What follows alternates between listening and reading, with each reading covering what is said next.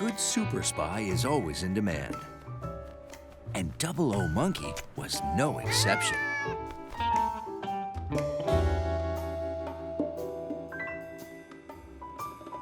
Betsy had asked Double O Monkey to keep an eye on Steve. He disappears every day and won't tell me where he's going. And Steve never keeps secrets, so this one must be big. I tried following him myself, but he always catches me. Guess I'm not as good a super spy as you.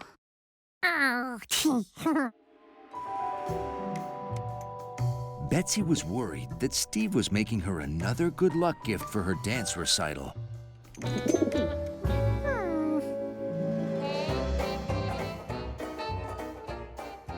At the last recital, Steve baked Betsy a cake.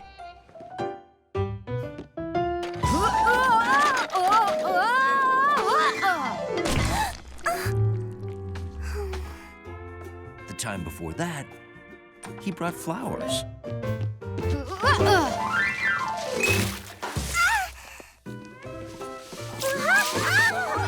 Steve's good luck gifts had a way of going bad.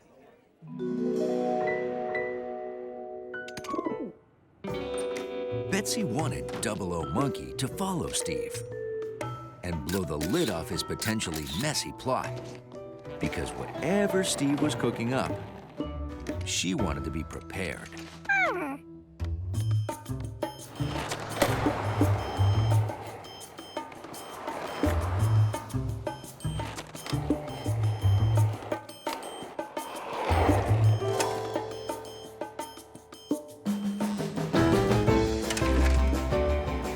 Betsy said when she'd followed Steve, he'd gone through the park. Double O Monkey was on his tail.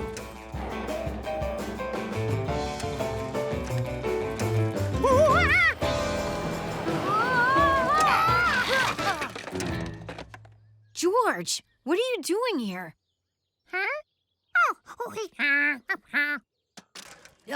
Well, cool. Gotta run. George wanted to keep Steve in his sights. But if George could see Steve, Steve might see George again. And then he remembered.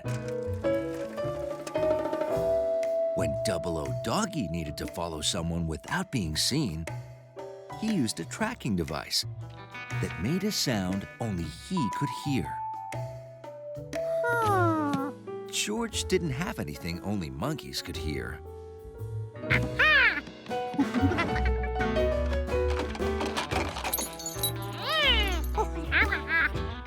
But he did have a tracking device that didn't look like a tracking device. A keyring for my favorite soccer team, the Metropolis Ringers? This is so cool! Thanks, George! Listen to that team spirit!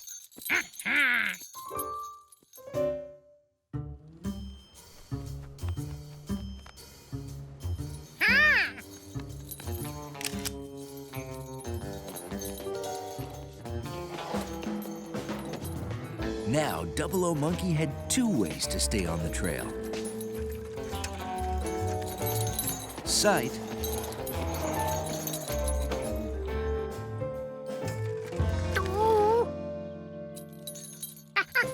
and sound.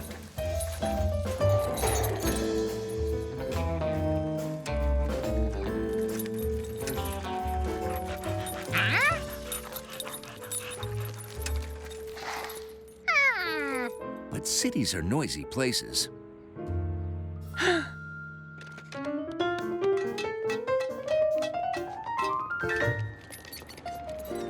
Double O Monkey couldn't hear or see Steve anywhere.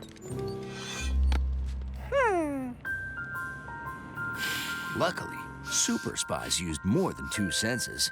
He'd use his nose. But there were a lot of sniffs to sniff.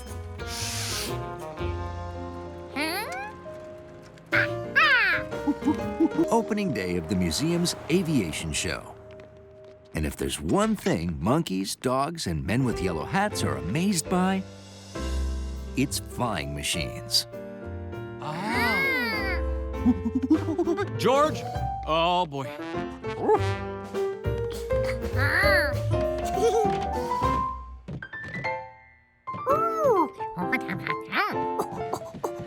Yeah, that's a propeller. Propellers move a plane by pulling air in through the front of the propellers and blowing air out the back.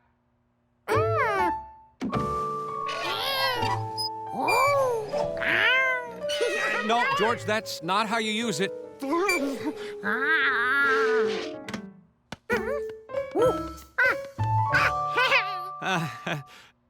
Meanwhile, Hundley was enjoying a Hundley-sized air show. My great-grandfather flew a balloon from Florence to Paris. Aviators from every country went to Paris to race flying machines, like all of these. Oh, it would have been great to see that. See it? Hundley wished he could have flown in it. Flying looked almost as exciting as being a lobby dog. Nice souvenir. Have fun? It sure is hot in here. The air conditioner stopped. Now that Hundley's back, I can leave my post to fix it. Mind helping out? No problem. George, you want to stay here and help Hundley watch the lobby?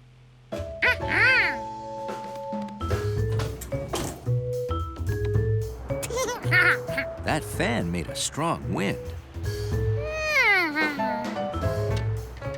George wanted to see how fast the plane would fly using rubber band power plus the wind from the fan.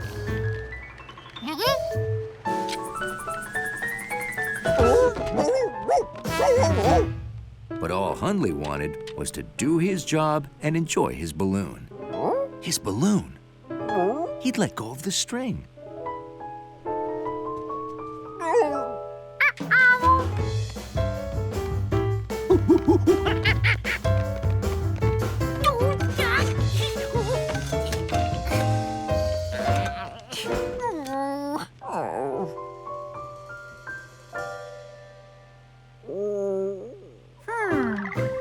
George had an idea only a monkey could think of.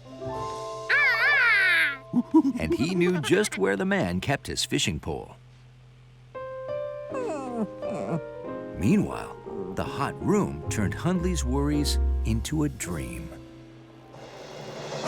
Famous British aviator Lieutenant Doxy flew to Paris for the 1909 International Air Show and Race. Sir! Yes, sir! Descending, sir!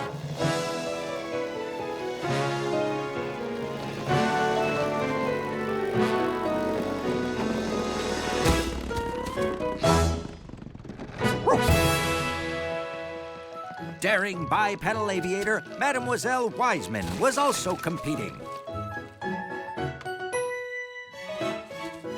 Oh, good to see you again, Doxy. Loser buys winner dinner, like last spring in Vienna. Oh,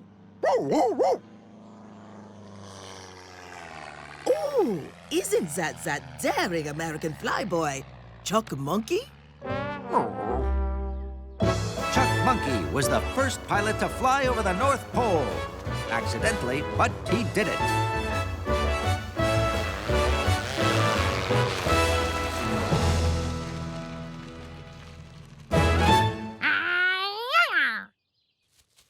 Doxy worried Chuck could win this race.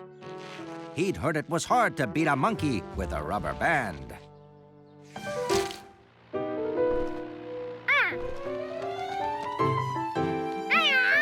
And there was the dynamic Leaning Tower team. Ciao, Chuck de Monkey. And who was this new competitor?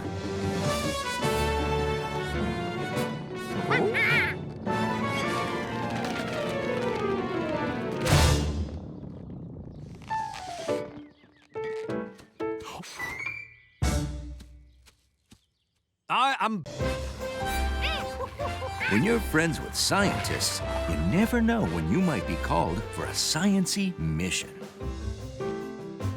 Like helping chart undersea volcanoes in Hawaii.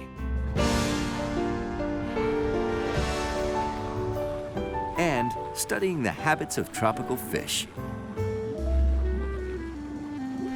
Now, George had some time to relax. George, can you come out and play?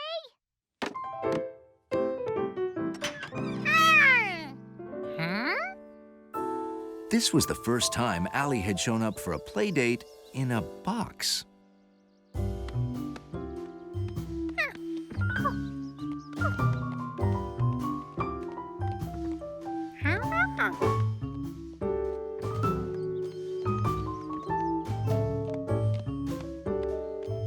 Bye-bye, George.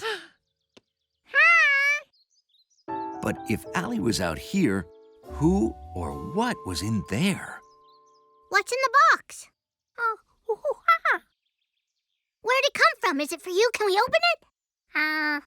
These were all questions that George had too.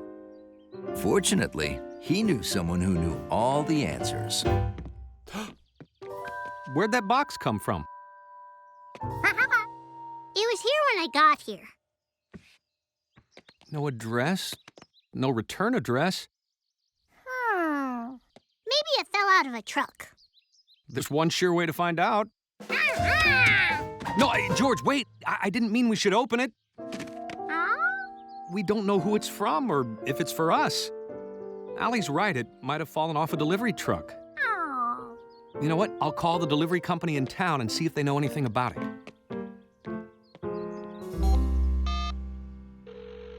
Lost and found? I'd like to report a package I found in my yard. Hold. A box that big? I'll bet whatever's inside is the most awesome thing ever. It could be anything.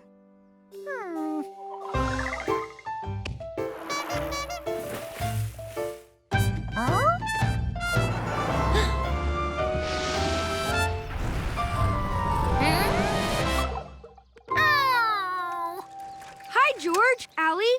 What's in the box? We don't know. A mystery, huh? Yeah, we aren't allowed to open it or move it. All we know is that what's inside is this tall and this wide. Hey! My goat is this tall. Maybe it's a goat. A goat?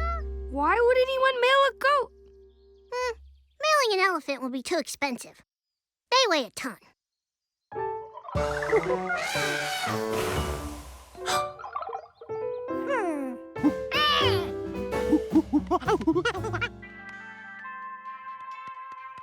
Allie gave George an idea. If they knew how much the box weighed, that would give them another clue about what was inside. 20 pounds. What weighs 20 pounds that could fit in that box?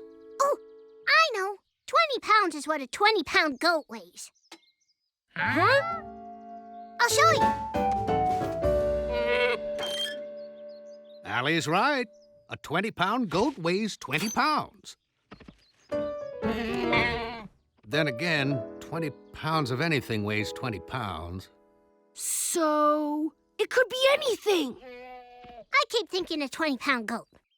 Maybe because you've been looking at one? If only there was a place you could see every 20-pound thing that would fit in a box that size. Then he realized there was.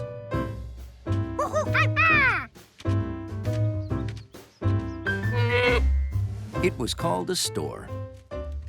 First, they needed an empty box the same size as the one at home.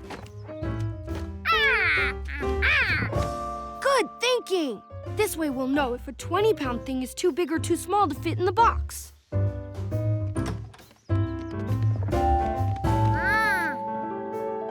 Luckily, the country store had everything. Pillows were the right size. But George needed to find something heavier.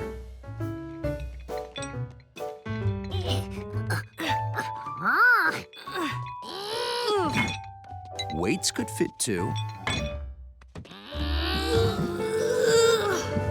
Definitely more than 20 pounds.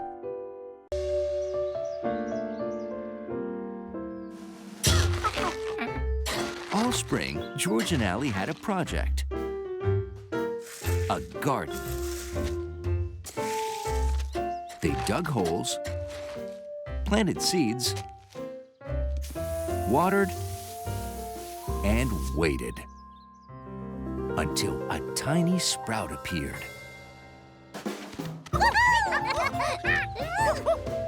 Before long, they were the proud parents of a healthy, growing garden. Then one day, Allie had some news. It's all up to you now, George. It turned out, Allie and the Rankins were going on vacation for 6 weeks. The garden was in George's hands. Every morning, he watered and pulled out the weeds so the flowers had room to grow. And then one day, flowers started blooming.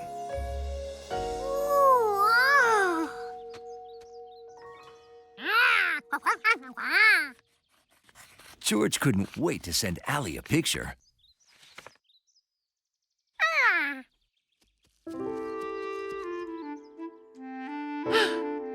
Someone else was impressed with George and Allie's flowers, too.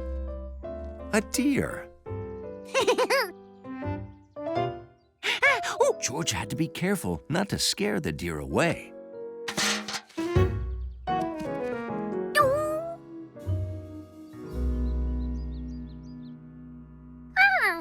The next morning, George was eager to check his garden.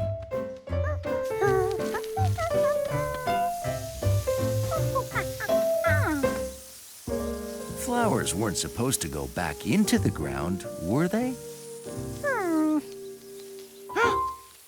His deer friend was back.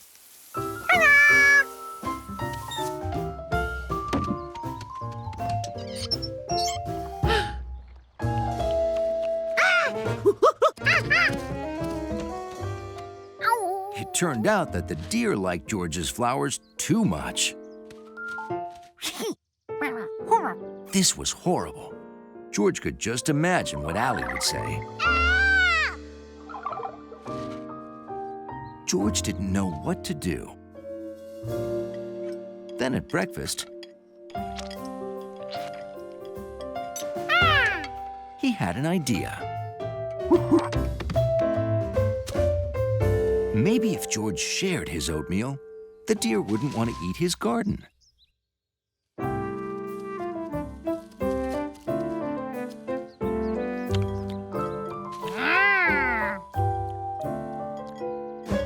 But the deer didn't like oatmeal.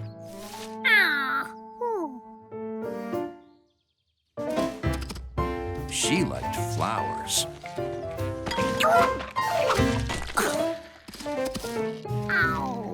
It was time to call in an expert.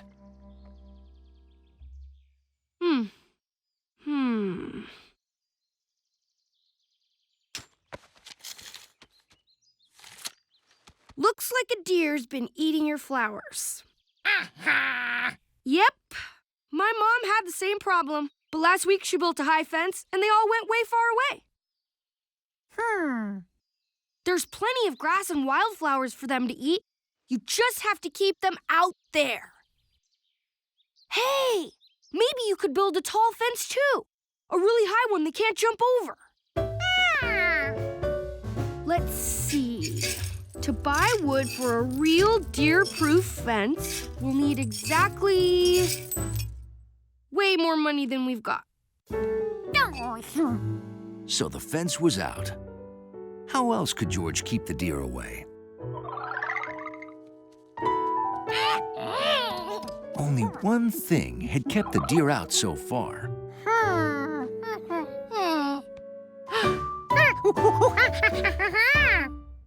You mean you want to stand in the garden all day? George had built a scarecrow to keep pigeons away. Maybe he could make a scared deer.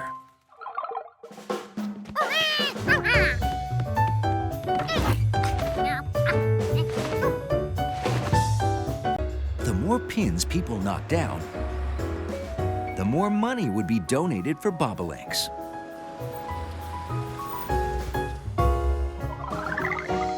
So the children were having a practice game before the tournament to get better at knocking down pins.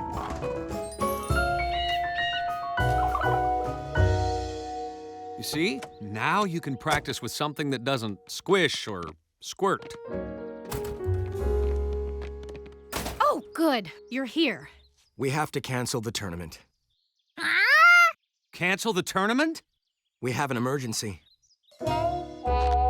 Normally, I rack the children's bowling balls and Mr. Berg polishes the shoes. But Mrs. Berg's back has been acting up, so we switched. And now Mr. Berg's fingers are stuck. I have to drive him to the doctor's. On account of I can't steer with bowling ball hands. Ow! Oof. There will be no one to hand out shoes or work the concession stand. We can do it. We keep all the shoes over here. Oh! Oh, let's get you to the doctor before you do any more damage. Don't worry. We'll have things back to normal in no time.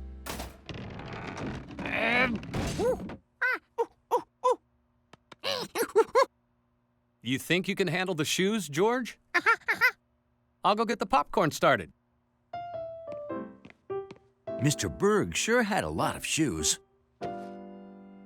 Luckily, George had a lot of hands.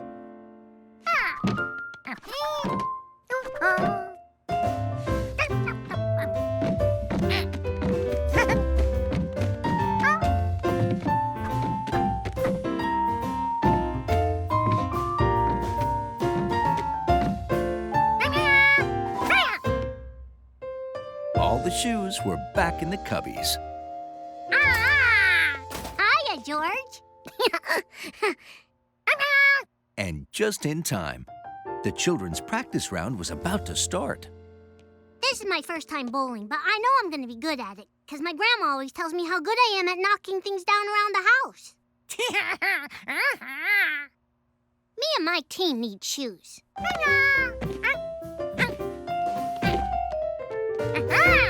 Thanks, George.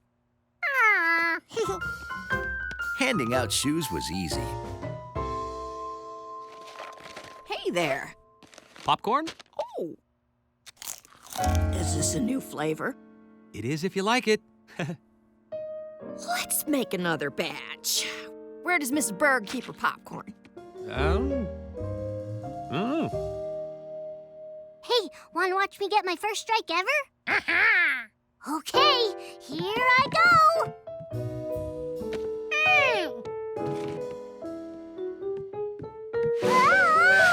Oops. Next time. Something was wrong with Allie's shoes. In fact, something was wrong with all the shoes.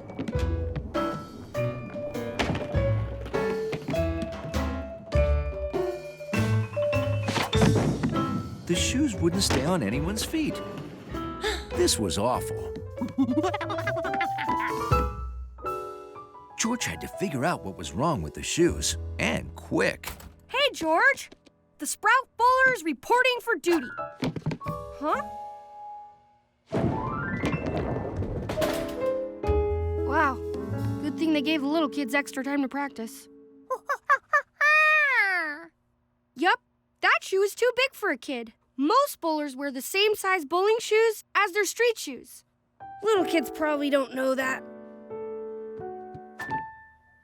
Monkeys didn't know that either. But then monkeys didn't usually wear shoes.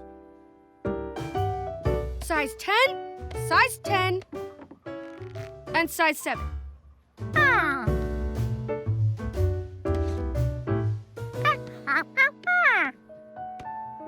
You're right, George. The size is written on the back. Good eye. They could find the shoes quicker if the size numbers were in order.